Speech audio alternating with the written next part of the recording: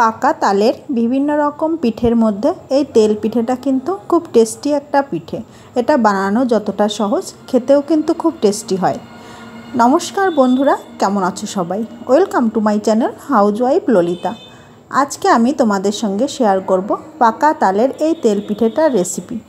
আমি আজকে পিঠেগুলো যেভাবে তৈরি করেছি সেম রেসিপি ফলো করে তোমরাও যদি পিঠেগুলো তৈরি করো তাহলে তোমাদেরও কিন্তু পিঠেগুলো এরকম ফুলকো ফুলকো আর একদম নরম তুলতুলে তৈরি হবে। তাহলে চলো দেখে নিই আজকে আমি তালের পিঠেটা কিভাবে তৈরি করলাম। তো তার জন্য দেখতেই পাচ্ছ আমি সবার প্রথমে এখানে একটা কলা নিয়ে নিয়েছি। এবার কলাটাকে এই কাঁটা চামচের সাহায্যে ভালো করে ম্যাশ করে নেব। তোমরা চাইলে হাতের সাহায্যে বা মিক্সিতেও করে নিতে পারো। আমার কাছে সিঙ্গাপুরি কলা ছিল, আমি সেটাকেই নিয়ে নিয়েছি। তবে তোমরা চাইলে কাঁঠালি কলা নিতে পারো, কাঁঠালি কলা দিয়েই বেশি ভালো হয়। দেখে নিশ্চয়ই বুঝতে পারছো আমার খুব ভালো করে কলাটাকে ম্যাশ করে নেওয়া হয়ে গেছে। এবার কলাটাকে সাইডে সরিয়ে রেখে আমি এখানে নিয়ে নিয়েছি একটা মিক্সিং বোল। এবার এর মধ্যে সবার প্রথমে আমি দিয়ে দিয়েছি 1 কাপ ময়দা আর দিয়ে দেব 3 কাপ চালের গুঁড়ো। আমি এখানে আতপ চাল ও গোবিন্দভোগ চাল সম পরিমাণে মিশিয়ে ভিজিয়ে মিক্সিতে গুঁড়ো করে নিয়েছি। তবে তোমরা চাইলে বাজারের কেনা গুঁড়োটাও দিয়ে দিতে পারো। এবার আমি এখানে নিয়ে নেব তালটা আমার আগে থেকে জাল করাই আছে, একটু ঘন, দেখে নিশ্চয়ই তোমরা বুঝতে পারছো। আমি এখানে 4-5 চামচ মতো তাল দিয়েছি, তবে তোমরা যে যেরকম পছন্দ করবে সেই অনুযায়ী দিয়ে দেবে।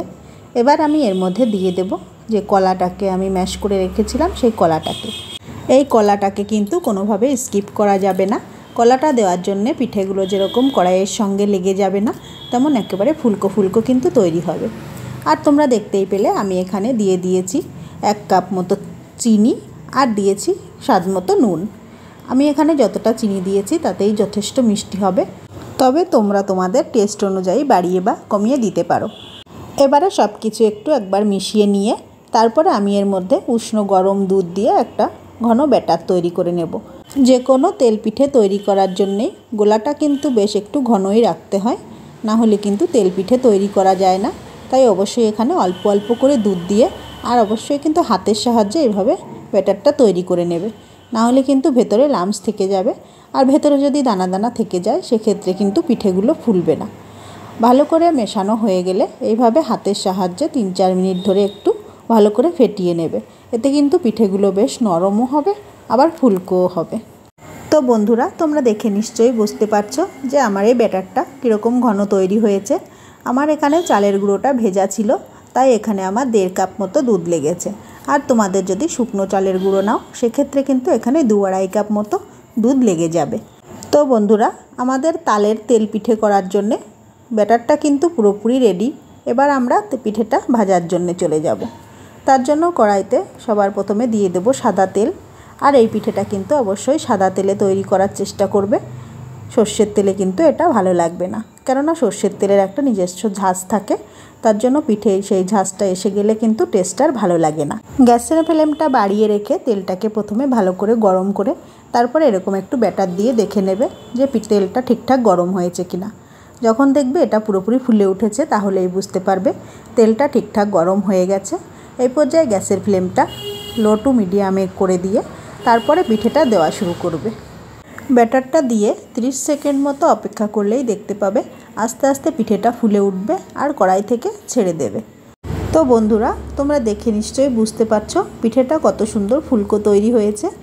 এইবার উল্টে পাল্টে পিঠেটাকে একটু লাল লাল করে ভেজে তারপরে পিঠে তুলে নিতে হবে। প্রথম পিঠেটা কিন্তু আমার তৈরি হয়ে গেল। তোমরা দেখে নিশ্চয়ই বুঝতে পারছো পিঠেটা কীরকম ফুলে উঠেছে। এই একইভাবে আমি একটা একটা করে সবগুলো পিঠে ভেজে তুলে নেব। আর এখানে গ্যাসের ফ্লেমটা কিন্তু লো টু মিডিয়ামেই রাখতে হবে, না হলে কিন্তু পিঠেগুলো উপর থেকে পুড়ে যাবে আর ভেতরে কাঁচা থেকে যাবে। তো বন্ধুরা, আজকে আমার এই পাকা তালের তেল পিঠের রেসিপিটা তোমাদের কেমন লাগলো সেটা আমাকে লাইক আর কমেন্টের মাধ্যমে জানাতে কিন্তু ভুলবে না।